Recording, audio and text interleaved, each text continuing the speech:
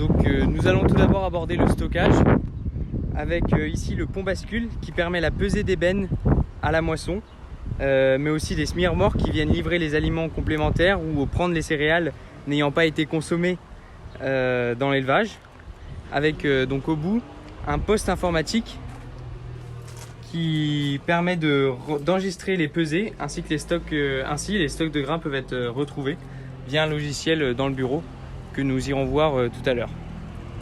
Donc là Stéphane est en train de charger de l'orge qui provient d'une case, qu'on ira voir après, dans la fosse afin que ce soit remonté en cellules.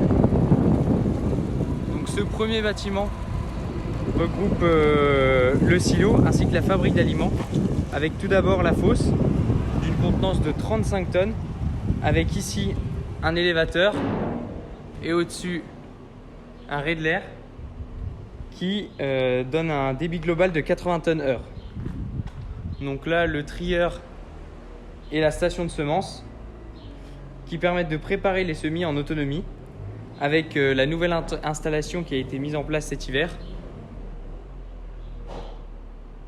qui va permettre de gagner du temps, de l'énergie, pour en somme plus d'efficacité et lors de la préparation des semences.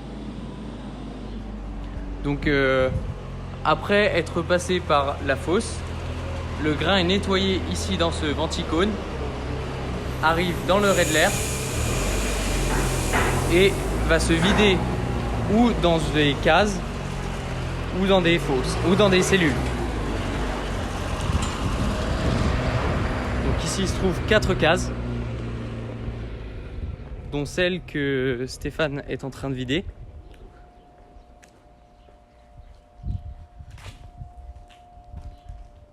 Donc les 2 cases des extrémités peuvent être vidées en passant par de la tuyauterie, c'est-à-dire qu'il y a la manipulation est moindre, mais les 2 cases centrales sont obligatoirement vidées grâce au télescopique.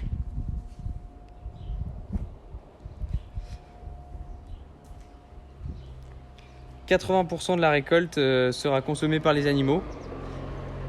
Et donc pour l'étanchéité des cases, on voit ici des ailes en béton qui sont placées avec une bâche pour atteindre une capacité de 340 tonnes de blé.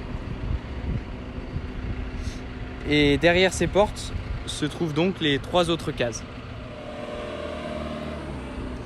Donc nous arrivons au stockage en cellules qui peut accueillir quasiment 600 tonnes en 10 cellules.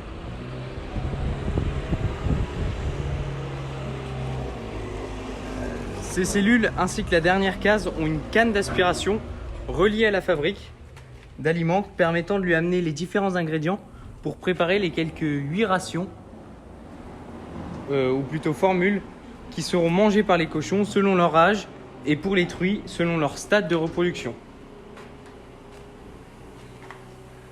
Donc comme vous pouvez le voir, toutes les cellules ont la ventilation à l'intérieur.